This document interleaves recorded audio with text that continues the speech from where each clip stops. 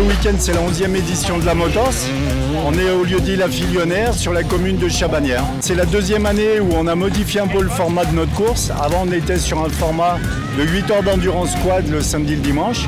Depuis 2 ans, on a modifié le profil. Le samedi, c'est une endurance quad de 7 heures. Et le dimanche, on est sur une endurance moto de 4 heures, en solo ou en duo, donc un pilote ou 2 pilotes par machine. On est sur un très bon cru parce qu'en quad, on a fini à 105 équipages.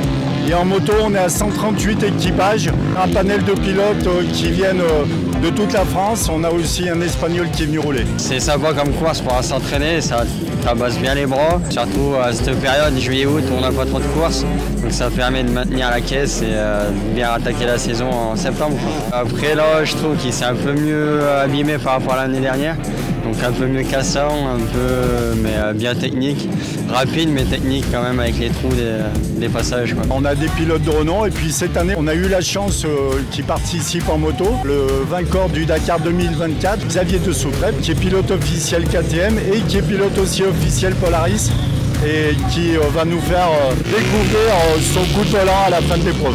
C'est la première fois que je viens et le parcours est assez roulant, dans une belle chaume avec quelques sauts et des beaux virages. Franchement, ça fait très longtemps que j'avais pas roulé sur un type de sol aussi agréable. C'était dur, hein. Je veux dire, j'ai plus 20 ans, ça fait les pieds de se refaire mal comme ça. Maintenant, je suis dans des véhicules comme ça, en auto au Dakar. Du coup, ils m'ont proposé de venir faire la Motors et de faire en plus des baptêmes avec le Polaris Pro Air, le RZR, pour 5 gagnants de la tombola. C'est des véhicules quand même super sympas, super jolis et qui ont des capacités incroyables. Si vous avez l'occasion de monter au volant ou à côté, ça déménage. On n'est pas habitué à sauter, à prendre des trous comme ça. Cette année encore, on privilégie, ça a toujours été un peu l'ADN de la Motors, dans le fait que tout à chacun des membres de l'association, on est parents et on sait le coût pour emmener des enfants sur un événement, donc parking gratuit, entrée gratuite.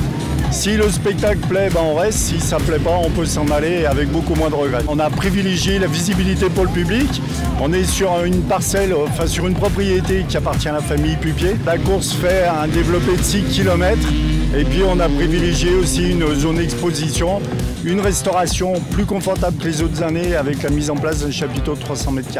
Donc la buvette est un bon espace de convivialité, ça permet de voir un peu tous les pilotes. Beaucoup de partenaires viennent nous voir aussi, on a du coup tous les bénévoles, les commissaires. Du coup tout le monde se retrouve ici pour échanger, boire un coup, manger un morceau et avant de repartir ou sur le terrain, ou sur les parkings, ou sur la piste. Sur le week-end, on va être entre, on va dire 1000, 1200, 1300 repas préparés sur le week-end. J'arrive pas à trouver le qualificatif pour, voilà, c'est un petit peu l'ADN des monts et des coteaux du Lyonnais. C'est-à-dire que là, gravite sur l'organisation, la mise en place, le déroulement de l'épreuve, le rangement, entre 80 à 100 personnes.